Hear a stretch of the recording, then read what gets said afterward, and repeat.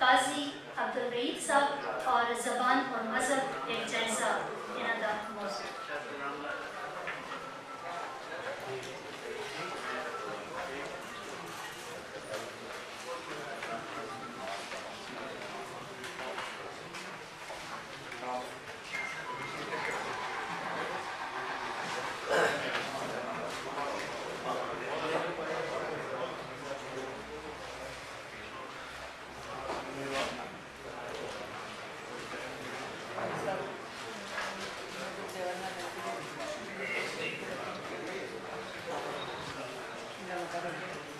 نحمده ونصلي ونسلم على رسوله الكريم أما بعد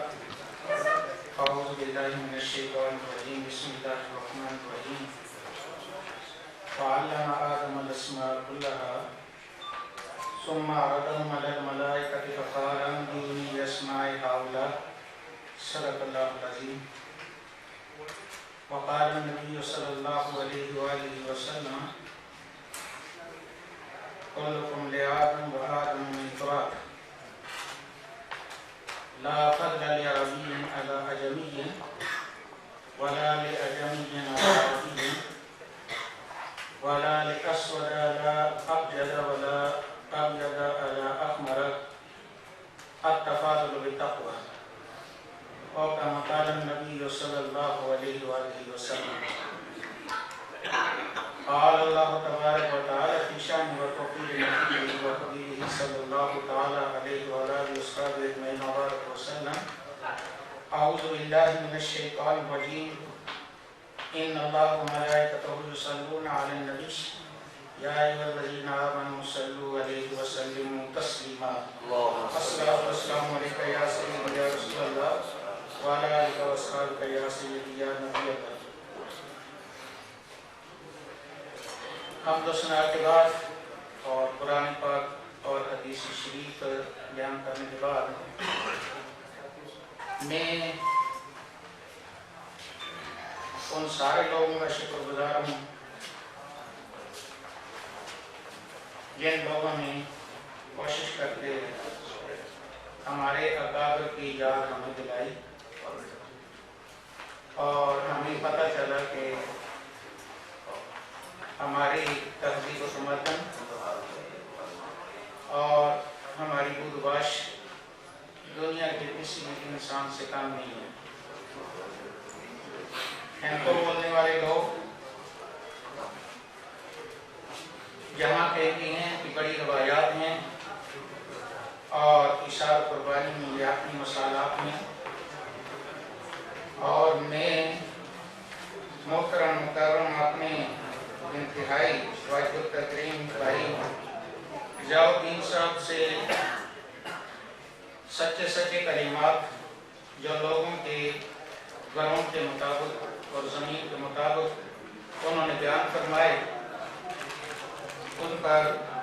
ان کا شکر گزار ہوں۔ ایک نظریاتی قوم ہونے کے حوالے سے ہزارہ کل بخارا اور پشاور اور ہزرو اور ہزارہ کشمیر ہمیشہ اسلامی کلچر کے اعتبار سے سرسبز و شاداب رہا ہے، اور میں یہ کہہ سکتا ہوں کہ دنیا میں سارے لوگ اپنی اپنی جگہ پر اپنے دین کی خدمت میں بڑا مقام رکھتے ہیں، لیکن ہمارے لوگ کسی سے پیچھے نہیں ہیں۔ جہاں تک زبان کا تعلق ہے، مذہب کے حوالے سے آپ نے قرآن پاک کی آیت سنی اور اس میں اللہ رب العزت نے مسمیات یعنی اشیاء کو پیدا فرمایا، سامنے کیا، فرشتوں کو دکھایا اور پھر فرشتوں سے فرمایا کہ ان کے نام بتاؤ، ان کے خواص بتاؤ، ان کی اصلیت اور ان کا ذائقہ بتاؤ۔ کائنات کی ہر زبان میں ہر شعر حضرت آدم علیہ السلام نے فرشتوں کے سامنے بیان کر دی، اور فرشتوں کو کہنا پڑا لا علم الا کہ جتنا آدم کو علم ہے کائنات اور کائنات کی ہر شے کا اور ہر زبان میں، یہ تو ہمیں نہیں ہے۔ knowledge is a power. اس وقت سے آج تک انسان، جنات اور فرشتوں جو ناطق مخلوق ہے اس پر حاوی ہے۔ فرشتوں کی 7 کے مکالمے میں الہام جو ہوئی تو ساری زبانیں A to Z جتنی بھی زبانیں دنیا میں بولی گئیں،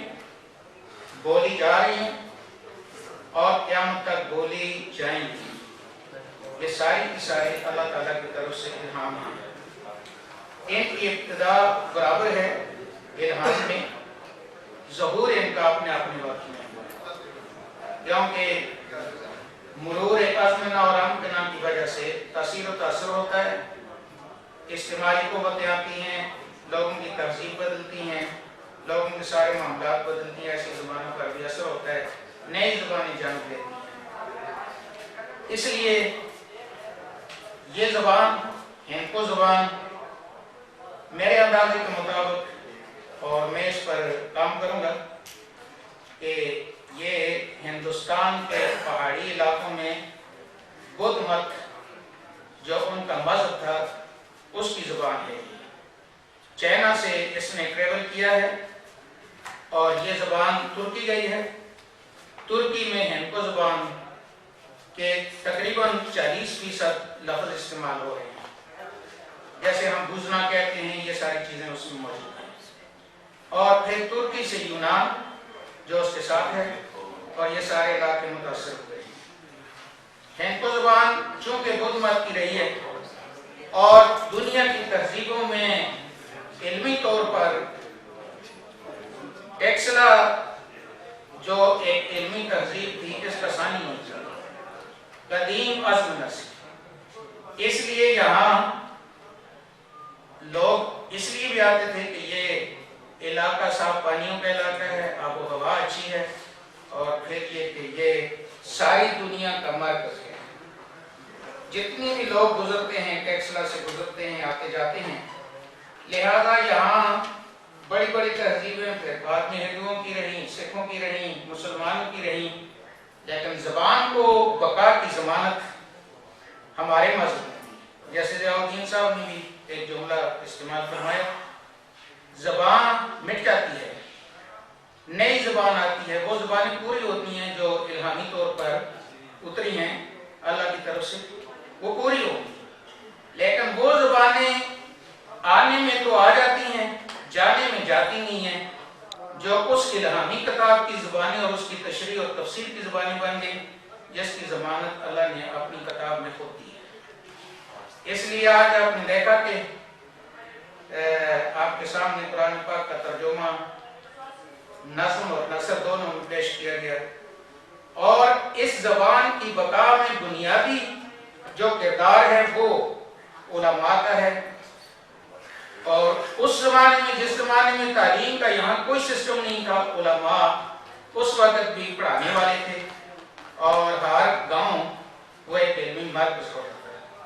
انہوں نے باقاعدہ پکی روٹی، نور نامہ اور اس قسم کی چیزیں نظم و نثر میں لوگوں کو بیان کی، جو ہمیں یاد کرائی جاتی تھیں ہمارے اکابر کی طرف سے۔ اس لیے اس زبان کو شاید کچھ عرصے بعد یہ بدل جائے، لیکن کیونکہ اس کے قواعد اور ضوابط باقاعدہ تحریر نہیں کی گئے تھے، یہ گندھارا ہندکو بورڈ